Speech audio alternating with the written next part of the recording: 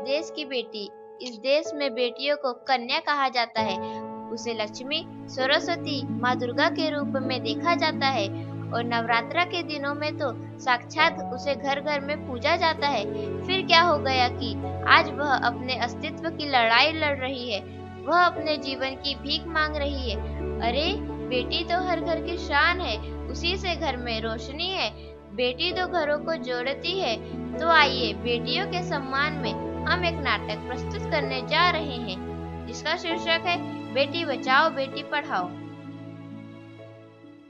मीरा, ओ मीरा, तुमने मुन्ना को कहीं देखा क्या? पता नहीं सुबह सुबह कहाँ चला गया। अभी उसने कुछ खाया भी नहीं, दूध भी नहीं पिया और स्कूल जाने की तैयारी भी तो करनी है। नहीं माँ, मैंने तो मुन्ना को नहीं देखा। मैं तो सुबह से बर्तन ही धो रही हूँ। माँ, मुझे भी स्कूल जाना है। मुझे पढ़ना लिखना बहुत अच्छा लगता है। मेरा भी दाखिला स्कूल में करा दो ना माँ। ए छोरी, बड़ी आई स्कूल जाने वाली, घर के कामकाज अच्छे से सीख ले। आगे चलकर यही तेरे काम आने वाले हैं। पढ़ लिख कर कौन सा तुझको कलेक्टर बनना है? जल्दी जल्दी बर्तन साफ कर। माँ जी, मीरा को भी स्कूल में दाखिला दिला दीजिए ना, उसे भी पढ़ना लिखना जरूरी है। तू चुप कर। पढ़ना लिखना ये तो केवल लड़कों का काम है। उन्हें आगे चलकर घर गृहस्थी की जिम्मेदारी जो संभालनी होती है।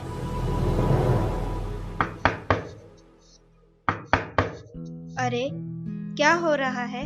कौन किसकी जवाबदारी संभाल रहा है? और हमारी मीरा बेटी क्यों रो रही है?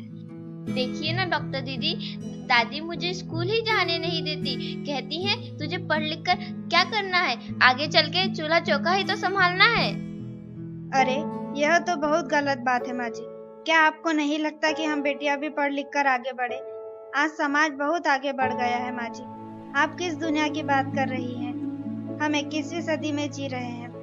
मैं आज ही टीचर दीदी से बात कर मीरा का दाखिला स्कूल में कराती हूँ। और हाँ, मैं तो यहाँ इसीलिए आई थी कि मुन्ना को पोलियो ड्रॉप दिया कि नहीं। जगह जगह इसके कैंप लगे हैं। अच्छा हुआ बहन जी आप आ गए। अब मुन्ना को पोलियो ड्रॉप भी दे देंगे और मैं इसे स्कूल भी पहुंचा दूंगी। अच्छा मीरा, अब तुम रोना नहीं। तुम जरूर स्कूल जाओगी और एक दिन पढ़ लिख कर मेरी तरह बहुत अच्छी डॉक्टर बनोगी। ठीक है बेटा?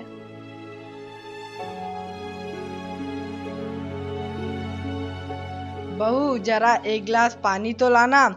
अभी लाई बाबूजी। ये लीजिए बाबूजी।